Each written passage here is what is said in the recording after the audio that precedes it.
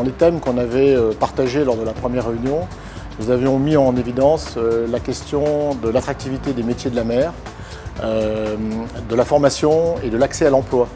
Et donc il nous a semblé intéressant de dédier une deuxième commission latérale à cette thématique, en réunissant à la fois toujours des professionnels de l'économie maritime d'un côté et de l'autre des professionnels de la recherche d'emploi et de la formation. Cette commission littorale est aussi très importante parce que l'emploi sur les métiers de la mer, aujourd'hui on sait qu'il y a beaucoup de difficultés à recruter dans ce domaine-là et que je pense que cette idée de co-construire entre les entreprises, les banques qui ont des relations privilégiées aussi avec les autorités est importante et déboucher sur un projet ou des idées nouvelles peut être un vecteur très intéressant. On se rend compte qu'on a besoin du crédit agricole pour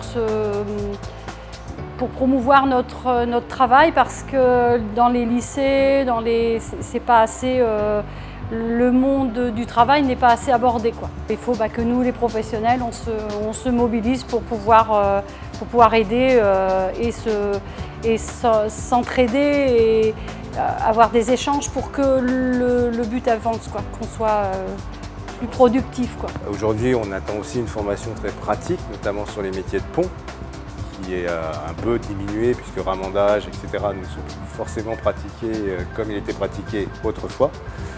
La deuxième chose, c'est que prendre des stagiaires en mer, c'est très difficile.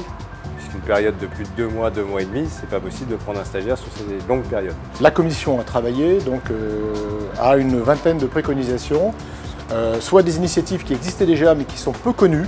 Donc il y a un aspect promotion, une priorité à promouvoir en fait ces initiatives qui visent à créer de l'attractivité encore une fois, à sensibiliser des jeunes demandeurs d'emploi au métier de la mer, et à les former ensuite ou à les engager dans des filières de formation.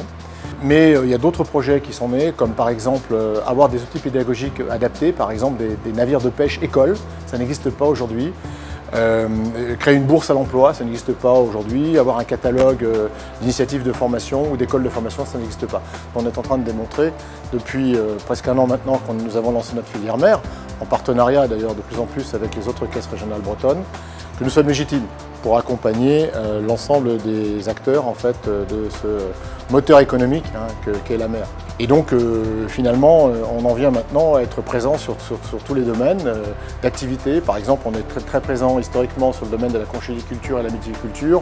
On ne finançait pas les bateaux de pêche côtière. Maintenant, on finance des bateaux de pêche côtière. Ce soir, on est à bord d'un très beau bateau tout neuf, un bateau usine de grande pêche que nous avons financé aussi.